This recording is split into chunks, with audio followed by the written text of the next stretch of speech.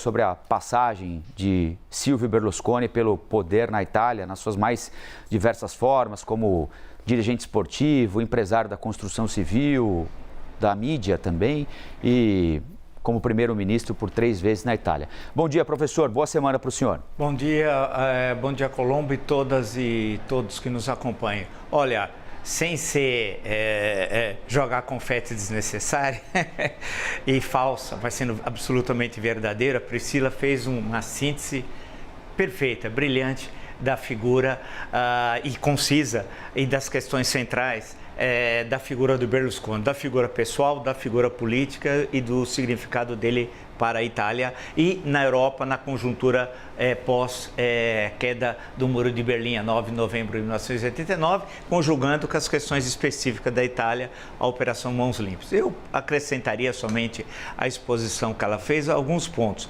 Ela destacou com muita propriedade que o Berlusconi e essas lideranças, elas são produtos do medo, né?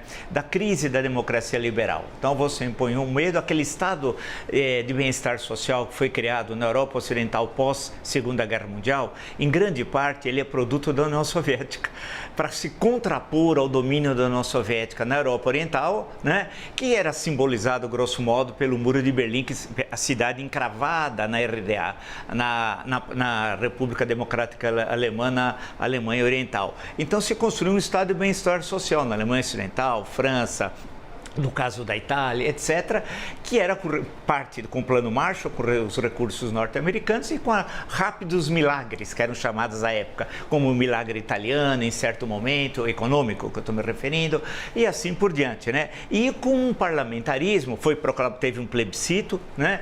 Esse plebiscito acabou com a monarquia, porque o rei teve um papel patético na guerra, né? É bom lembrar, não custa um parênteses, que o Benito Mussolini, governou a Itália, é diferente que Hitler. Hitler era o chefe de Estado e chefe de governo. Mussolini era o chefe de governo, não o chefe de Estado, que era o rei. Um rei patético que fugiu, inclusive abandonou o país em 1943, né? E o fascismo governou de 22 a 1943, quando o Conselho Nacional Fascista derrubou o Mussolini. Ele acaba sendo preso, libertado por um comando alemão, estamos durante a Segunda Guerra, e levado para o norte da Itália. E lá ele cria a República Social Italiana, a República de Salò, até quando vai ser preso e fuzilado a 28 de abril de 1945. Bem, e ficou os restos de fascismo em partidos como o antigo Movimento Social Italiano. Bem, o que interessa nisso tudo? Se construiu uma democracia parlamentarista muito moderna na Itália e com hegemonia do Partido Democrata Cristão. Alguns dos primeiros ministros ficaram célebres e um muito tristemente célebre é o do Moro, que acabou sendo sequestrado e assassinado pelas Brigadas Vermelhas, isso bem mais à frente, né? O que acabou levando depois a uma série de acusações nesses governos parlamentaristas, alguns de muito curta duração, vale destacar, de acusações de corrupção. E aí veio a Operação Mãos Limpas, que ela muito bem destacou a Priscila.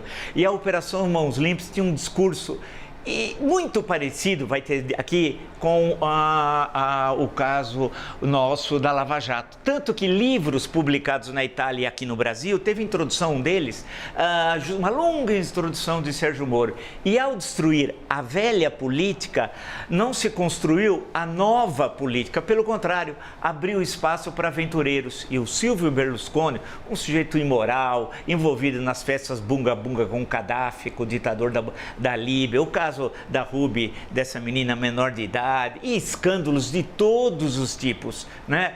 E hoje já era um político decadente, mas mostram, e fechando a questão, de que a Itália vive uma crise democrática, é uma crise da democracia liberal, e lembrar para muitos que a Itália é um país novo, hein? A Itália nasceu, a chegada do rei a Roma é 1870, né, efetivamente, né, quando saem as tropas francesas para a Guerra Franco-Prussiana. E é ali que Roma volta a ser a capital da Itália. A Itália, portanto, é um país, como país, muito recente. E, por fim, a relação com os imigrantes é uma piada. Historicamente, o Império Romano chegou até lá o Iraque, lá, né? Chegando, passando lá por lembrar as grandes cidades que foram destruídas até pelo Estado Islâmico, todo o norte da África, toda a Europa, chegou à Inglaterra. É engraçado como o Império Romano veio o conceito de cidadania, tanta coisa que a gente estuda até hoje. E depois virou um partido, mais recentemente, os partidos extremistas anti-imigrantes. Mas aí tem a ver com outras histórias que não é possível apresentá-las agora.